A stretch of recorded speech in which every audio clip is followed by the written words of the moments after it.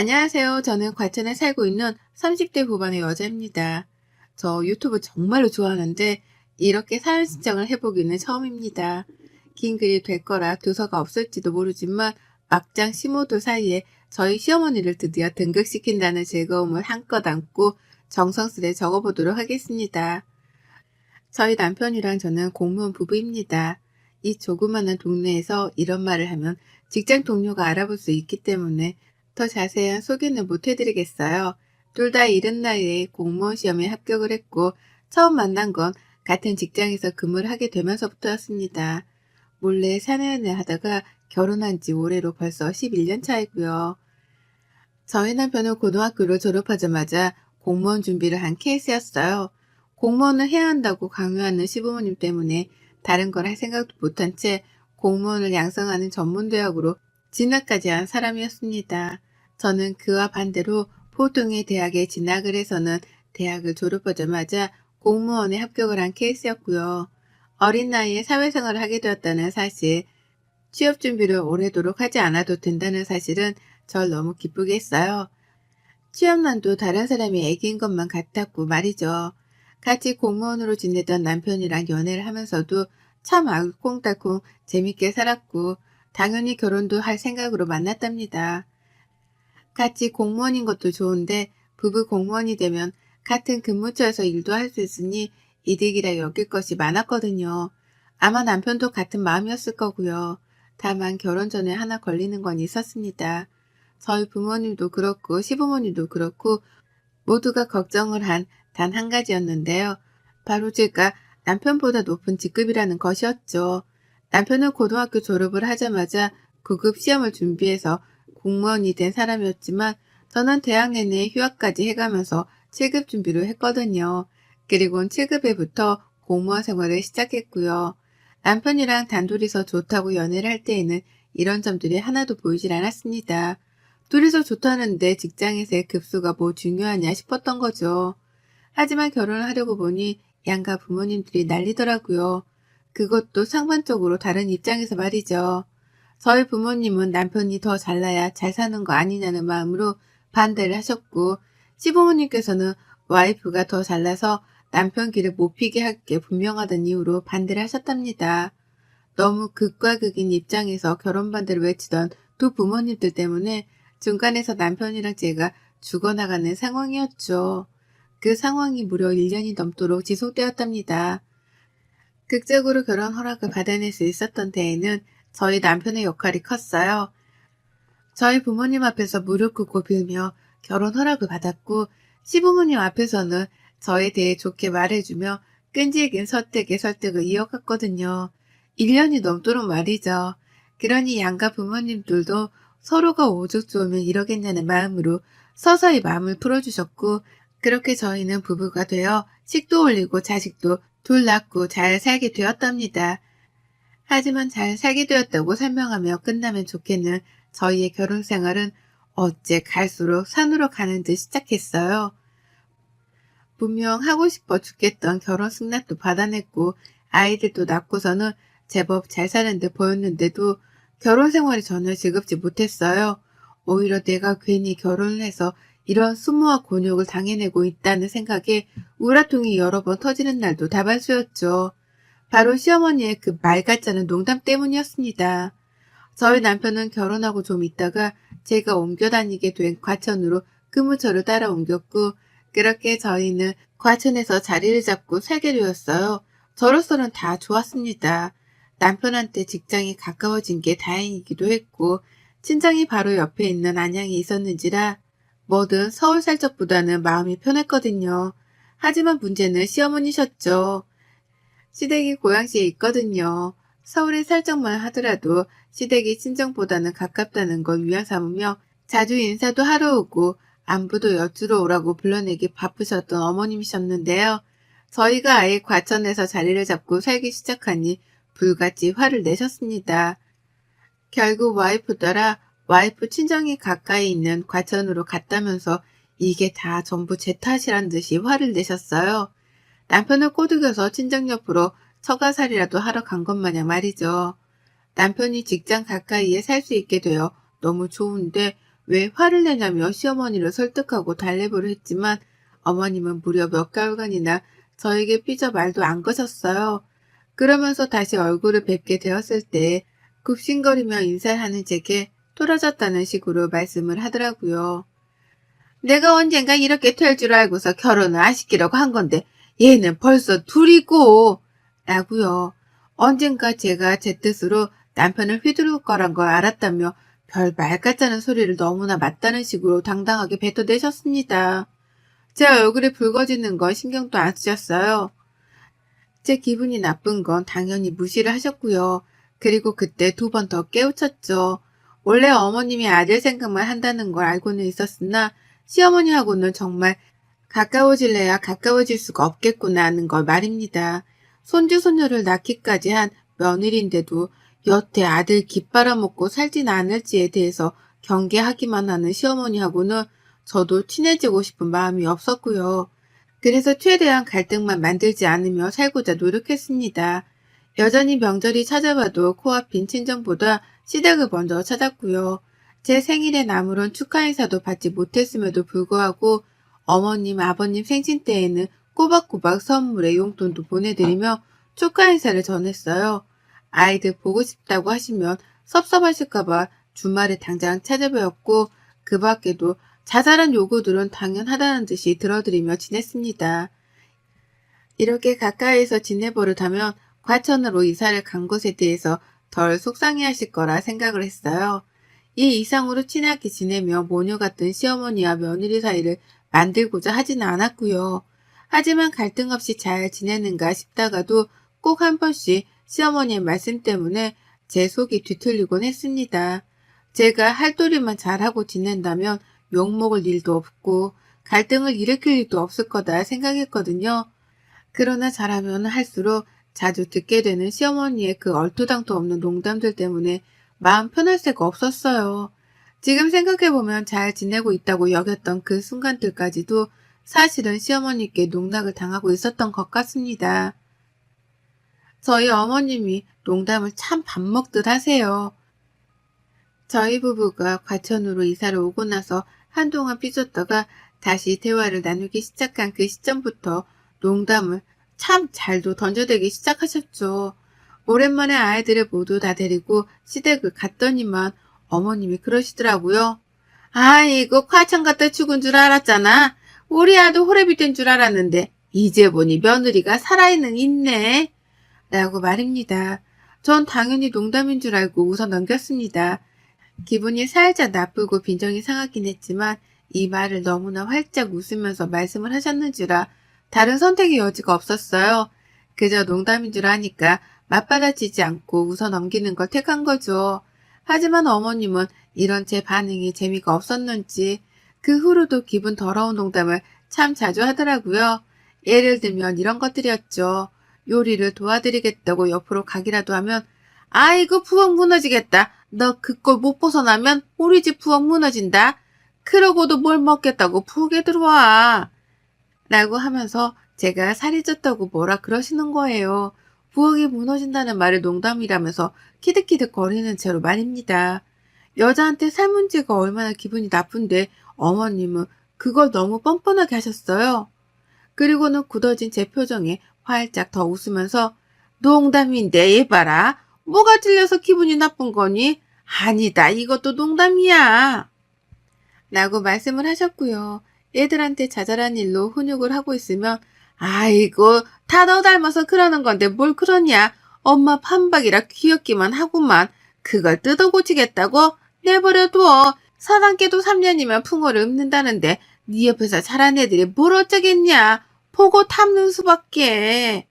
라고 하면서 훈육이 주제넘는다는 식의 표현도 하셨답니다.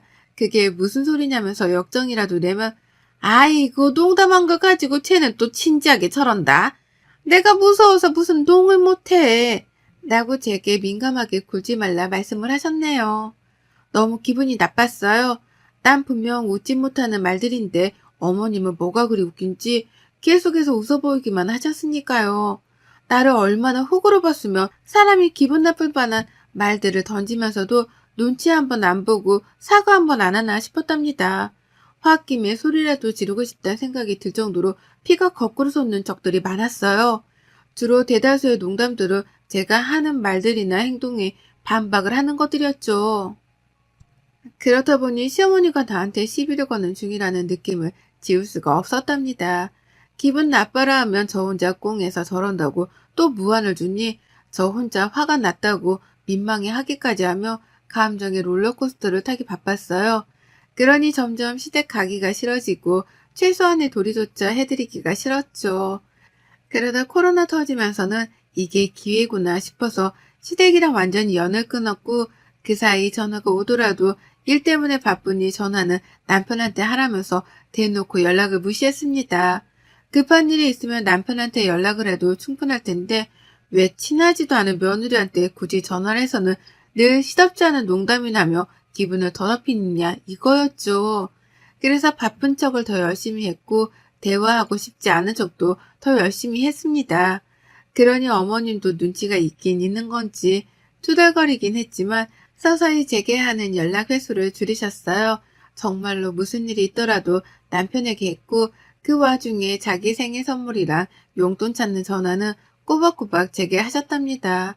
이리 보나 저리 보나 저를 우습게 보시는 게 분명히 보이긴 했어요.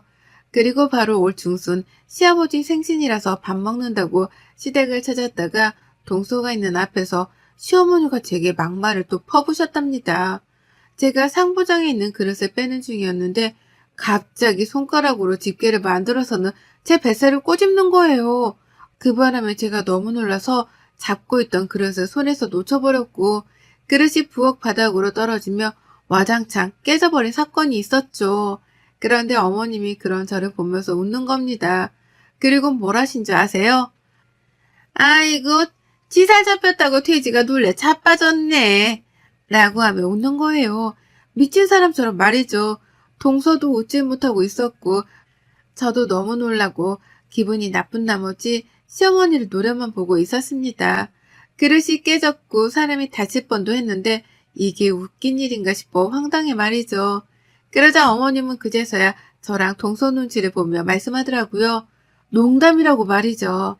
눈에 보이는 살집이 너무 방대해서 잡아보고 싶었다는 걸 이유라고 들먹이셨답니다. 저는 사과를 하는 건지 더 엿을 먹이는 건지 알 수 없는 이 대답을 들으며 황망한 채로 깨진 그릇을 치웠고요. 동서는 뒤에서 쌀벌한 시모와 저의 농담을 들으며 겁이라도 질린 건지 말도 못 꺼냈어요. 그날 저는 밥 먹는 내내 입을 다물었고 시어머니랑은 눈도 안 마주치고 애들만 돌보다 밥을 다 먹자마자 시댁을 나왔답니다. 제가 나오니 남편도 뒤따라 나왔고 그렇게 집으로 와 펑펑 울었어요. 도대체 시어머니는 나한테 멀쩡한 말을 해주질 않는다며 속에서 의분이 터져나와 결국 울음까지 터트린 거였죠. 그런 저를 보며 남편도 최대한 시어머니하고는 엮이지 말란 말로 위로를 해줄 뿐이었고요. 남편이 해줄 일이 별로 없었으니까요. 그렇게 저는 시모를 안 본 채로 나름 잘 버티고 있었어요. 돼지가 놀래 자빠졌단 말이 아직도 크게 상처로 자리 잡은 상태여서 시모한테 연락이 오는 것도 일부러 씹어가면서 피했습니다. 그런데 지난 주말에 시어머니가 집으로 찾아왔어요. 시아버지도 빼놓은 채 혼자 택시를 타고 찾아와 택시비를 내주라며 아파트 동 입구 앞에서 저한테 문자를 보내셨더라고요. 전화를 하면 안 받을 게 뻔하다면서 말입니다. 그 바람에 남편이 놀래 택시비를 내려갔고 어머님은 정말로 집 안에 들어오셨답니다. 당황했어요. 겨우 안 보고 사는 중이었는데 제발로 내 집에 찾아온 걸로도 모자라 택시비를 내달라며 집 밖으로 절 불러낼 생각을 하셨다니 말이죠. 어머님은 절 보자마자 또 농담을 던지셨어요. 우리 며느리는 공무원 아닌가 보네. CM이 택시비도 못 내줘서 못 나온 건가? 라며 비아냥거리셨고 갑자기 찾아오면 어쩌냐 묻는 제 말에는 대꾸도 안 하셨어요. 또 농담에 민감하게 구는 거 아니냐며 오히려 남편에게 말을 걸더라고요. 며느리 성격이 아직도 저를 꿍하냐고 말이죠. 제 앞에서 오고 가는 이런 말들, 그것도 내 집에서 오고 가는 시어머니의 막말 참을 수 없었습니다. 꿀 같은 주말을 방해하는 것만으로도 대역죄인데 집에 들어온 그 순간부터 한마디도 쉬지 않고 제게 막말을 퍼부어대셨어요. 그리고는 그게 다 농담인데 제가 또 받아들이지 못하고 있다며 궁시렁을 대는 겁니다. 전 하나도 웃기지 않고 오히려 기분이 나쁘다 못해 민망해서 더럽기까지 한대 말이죠. 남편은 제가 울었던 걸 알아서 그런지 시어머니를 말리려 했어요. 갑자기 찾아와서 뭔 말이 그렇게 많냐며 입부터 다물게 만들려고 했고, 그러자 어머님이 말씀하더라고요. 아, 이거 네 와이프 밥만 처먹는 게 아니라 서방도 쳐 잡숴 드시겠다니? 왜 이렇게 네 마누라 눈치를 보고 있어? 니들 결혼할 적부터 내가 그렇게 걱정했던 게 바로 이런 거다. 어디 서방을 기도 못 펴게 해? 라고 말입니다. 자신이 무례하게 구니까 남편이 제 편을 들어주는 건데 그건 까마득히 이해도 하지 못한 채 오히려 저를 향해 또 막말을 퍼붓더라고요. 제가 서방을 잡아먹으려 한다고 말입니다. 처음엔 농담이었겠지만 갈수록 욕만 안 섞었을 뿐 이미 입과 눈으로 제게 욕을 퍼붓고 계셨어요. 전 그런 어머님께 울컥할 뻔했지만 더 이상은 또 울지 않았습니다. 순간 울 뻔하긴 했거든요. 방어도 못한 상태에서 시어머니가 다다닥 쏘아댄 막말에 마음이 너덜너덜 했거든요. 하지만 이번만큼은 울지 않기로 했어요. 남의 집에 와 역정부터 내는 시어머니의 코를 내가 먼저 납작하게 해주고 쫓아내야겠다 싶었던 겁니다. 그리고 전 그렇게 마음을 먹자마자 장착된 굳건한 마음으로 시어머니를 향해서 똑같이 막말을 퍼부어대기 시작했어요. 그동안 저한테 농담이라면서 퍼부었던 막말들을 똑같이 기억하고 있다가 똑같은 방식의 언변으로다가 뱉어낸 겁니다. 우리 어머님은 가만 보니까 주제 파악을 못하는 게 분명하네. 귀하디 귀한 아들내미인 것 같은데 밖에 나가 물어보세요. 어머님 아들이 잘났다고 하나 내가 잘났다고 하나. 능력 딸리는 아들내미 데려다 내조해주고 살면 고마워서 엎드려 절이라도 해야 하는 거 아니세요? 아 맞다. 우리 어머님은 주제 파악을 못하니 그런 것도 생각 못 해보셨겠다. 라고 말을 했어요. 한 번도 남편 앞에서 이런 식으로 말을 해본 적이 없었으나 지금 당장 시어머니를 엿먹이는 게 급했는지라 마구마구 퍼부어댔습니다. 그러니 남편도 놀라고 시어머니도 놀라시더라고요. 특히 시어머니는 제 입에서 자신의 화법이 나왔다는 생각에 한방 얻어맞았다 싶으셨는지 처음 한동안은 정신을 못 차리셨어요. 저는 그 꼴을 보며 이거다 싶었죠. 그래서 멈추지 않고 더 퍼부어댔습니다. 이 사람이랑 결혼할 적에 우리 부모님이 얼마나 통곡했는지 몰라요. 어디서 거적대기를 주워다 기우는 시집을 가려 하냐고요. 아유, 이런 말을 지금에나 되니까 농담으로 꺼내는 거지. 예전에는 어머님 상처받으실까봐 이런 말은 죽어도 안 꺼냈잖아요. 아시죠?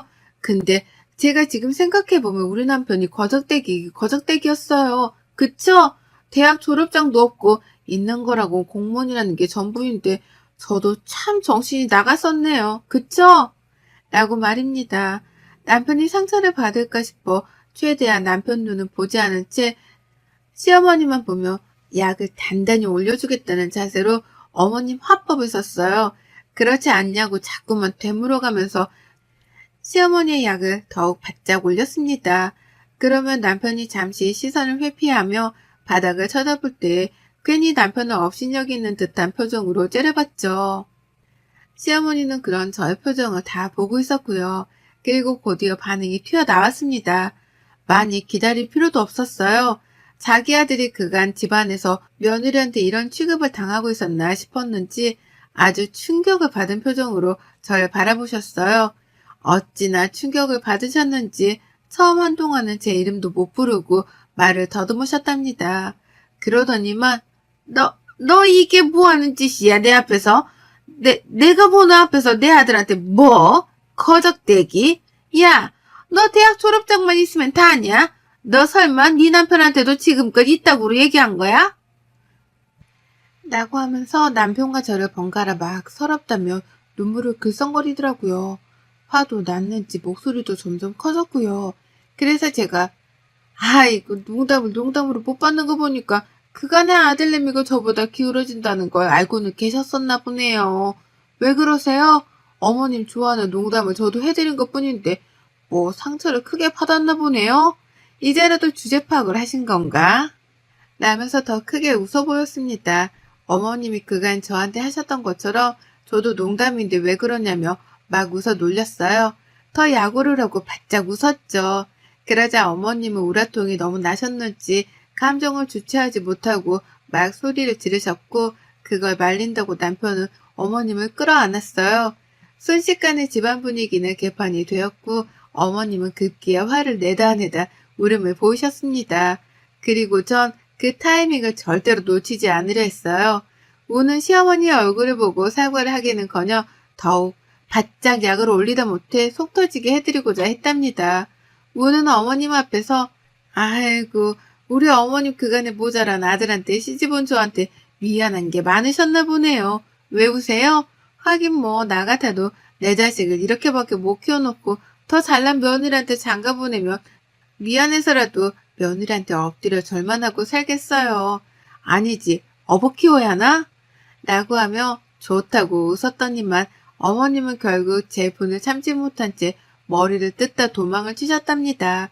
눈물만 왈칵 쏟는 모습을 며느리 앞에 보이며 자기 머리를 뜯으며 집을 나가버리신 거예요. 할 말도 없는 와중에 며느리가 맞는 말만 해가면서 자신이 했던 화법을 똑같이 쓰니까 반박할 여지가 도무지 없으셨던 겁니다. 그러니 도망을 가는 방법을 택할 수밖에 없었던 거죠. 저는 도망치는 어머님을 잡지 않았고 나가 붙잡으려는 남편을 붙잡았어요. 내가 지금껏 이런 식의 농담을 어머님으로부터 당하고 살아왔다고 말을 하니 남편은 바로 시어머니를 따라가기 포기했답니다. 그리고 전 어머님이 엘리베이터를 채 타기도 전에 들으라며 문을 쾅 소리까지 내며 먼저 닫아버렸어요. 두 번 다시 내 집으로 먼저 들어올 생각도 하지 말란 일종의 경고였죠. 그리고 그날에서야 저는 비로소 지난 세월 동안 시어머니로부터 들었던 수모를 말끔히 씻는 듯한 개운함을 느꼈답니다. 한두 번도 아니고 매번 그런 식의 비아냥거리며 내 속을 뒤집는 게 참 역겨웠는데요. 자기 아들 욕보이는 말을 더 해가면서 똑같은 화법으로 쏘아대니 바로 나가 떨어질 줄이야. 이렇게 쉽게 어머님이 무너질 줄은 상상도 못했네요.